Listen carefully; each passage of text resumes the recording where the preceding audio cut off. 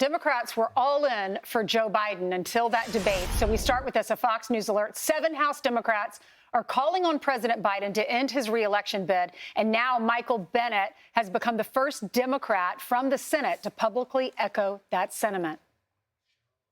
Donald Trump is on track, I think, to win this election and maybe win it by a landslide and take with him the Senate and the House. And so for me, this isn't a question about polling. It's not a question about politics. This after House Democrats met behind closed doors yesterday discussing Biden's re-election bid, and it seems they're still divided. Are you all on the same page? No. What do you mean you're not on the same page?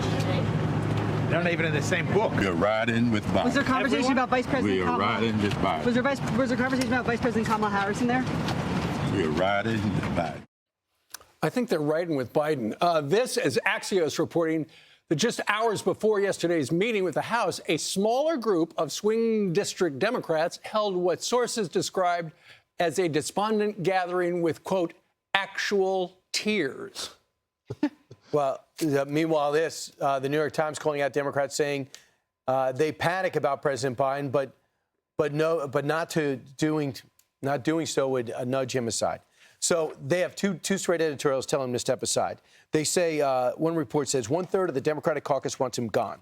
1/3 wants him to stay. And 1/3 are resigned that he is the nominee, but thinks he is going to lose. Right. So this happened behind closed doors. I have news for you. He's not leaving. Nope.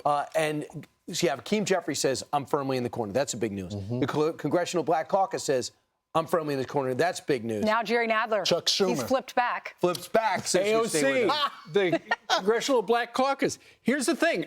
According to the New York Times, behind the scenes, Democrats, a lot of Democrats, and Brian beautifully breaking it down, a lot of Democrats want Joe Biden to really blow it this week. They're hoping that he blows it at that press conference tomorrow. They hope he has a bad moment in front of the world stage at this NATO thing.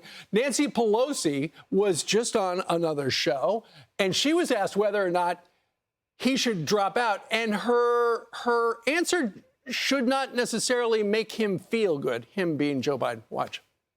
It's up to the president to decide if he is going to run.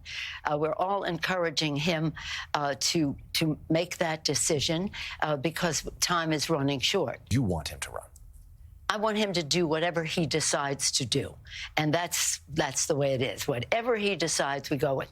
Let's just hold off. Whatever you're thinking, either tell somebody privately, but you don't have to put that out on the table until we see how we go this week. And see, that is very telling right there at the end. Let's see how it goes this week. Well, Nancy, he already did decide.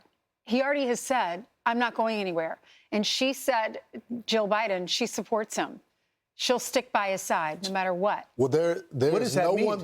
I'll tell you what I think it means. There is no one that is more precise with their words than Nancy Pelosi. She knows exactly what she said. Even when she slurs them. That's exactly. She's a great negotiator. The translation is, we have encouraged him behind the scenes to step aside. Mm-hmm. But whatever he wants to do, if he's staying in it, then we're with him.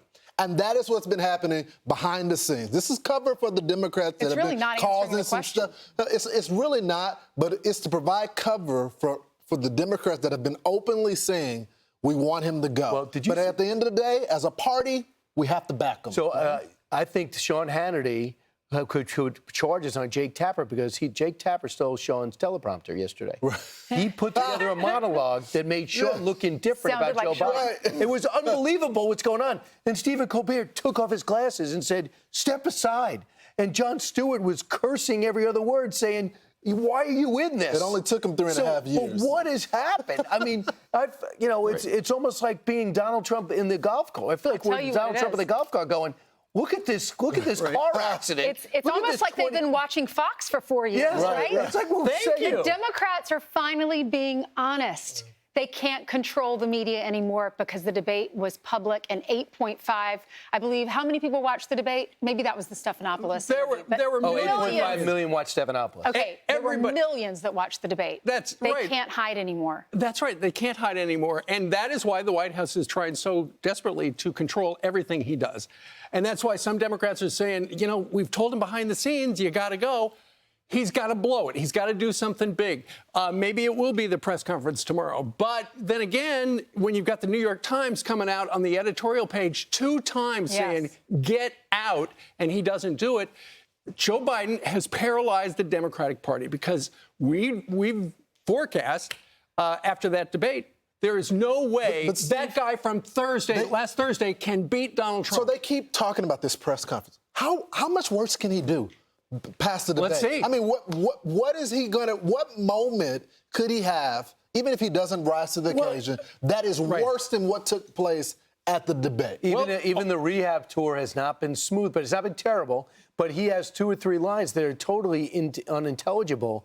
But I would say this: he's also changed the Republican stance too, because I think Trump has taken a step back. Not only is he not talking, but he might be saying, I don't want, the minute I name a VP, I steal the news cycle. Yeah. Number 2, who should I pick that's going to be effective against Kamala Harris? Right. Or if they have a Shapiro Whitmer. And in his head, he's got to play this out. He's doing all the calculations. Lawrence, to your point, all it would take would be to see another one of those brain freezes that we saw at the debate, or some really bad polling. Or if you were lucky enough... Well, you got bad polling today.